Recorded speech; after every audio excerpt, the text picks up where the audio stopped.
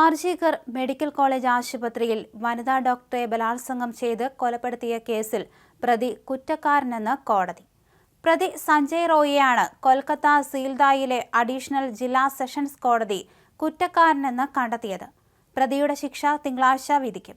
കഴിഞ്ഞ വർഷം ഓഗസ്റ്റിലാണ് മെഡിക്കൽ കോളേജിലെ PG ട്രെയിനി ഡോക്ടർ ഡ്യൂട്ടിയിലിരിക്കെ ബലാത്സംഗത്തിനിരയായി കൊല്ലപ്പെട്ടത്. ഇതിനു പിന്നാലെ ആരംഭിച്ച ഡോക്ടർമാരുടെ പ്രക്ഷോഭം രാജ്യമാകെ വ്യാപിച്ചിരുന്നു. ബംഗാളിൽ ജോലി ബഹിഷ്കരിച്ച് ഡോക്ടർമാരും സമരത്തിലായിരുന്നു. കൊൽക്കത്തയിലെ ആർജികർ മെഡിക്കൽ കോളേജിൽ ജൂനിയർ ഡോക്ടർ കൊല്ലപ്പെട്ട സംഭവത്തിൽ കൂട്ടബലാത്സംഗം നടന്നിട്ടില്ലെന്നാണ് സെൻട്രൽ ബ്യൂറോ ഓഫ് ഇൻവെസ്റ്റിഗേഷന്റെ കുറ്റപത്രം. മുഖ്യപ്രതി സഞ്ജയ് റോയ് ഒറ്റയ്ക്കാണ് ജൂനിയർ ഡോക്ടറെ ബലാത്സംഗം ചെയ്ത് കൊലപ്പെടുത്തിയതെന്ന് CBI കുറ്റപത്രം വ്യക്തമാക്കുന്നു. പ്രാദേശിക പോലീസിനൊപ്പം സിവിക് വോളണ്ടിയറായ സഞ്ജയ് റോയ് ഓഗസ്റ്റ് 9-നാണ് കുറ്റകൃത്യം ചെയ്തത്. ജൂനിയർ ഡോക്ടർ സെമിനാർ ഹാളിൽ വിശ്രമിക്കുകയായിരുന്നു സംഭവമെന്ന് CBI പറയുന്നു.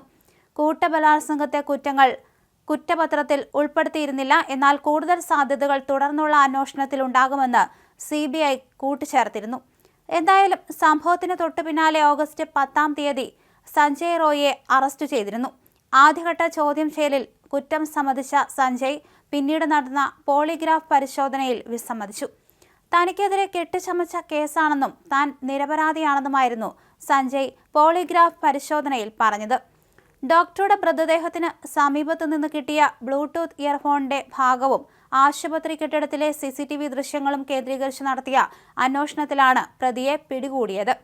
പ്രതിഷേധം ശക്തമായതോടെ കോടതി പിന്നീട് കേസ് CBIക്ക് കൈമാറി.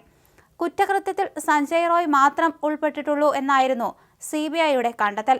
അതേസമയം തെളിവ് നശിപ്പിക്കാൻ ശ്രമിച്ചതിനും അന്വേഷണം വൈകിപ്പിച്ചതിനും medical college principal Sandip Ghosh, police ഉദ്യോഗസ്ഥനായ അഭിജിത്ത് മൊണ്ടാൽ എന്നിവരെയും CBI അറസ്റ്റ് ചെയ്തു.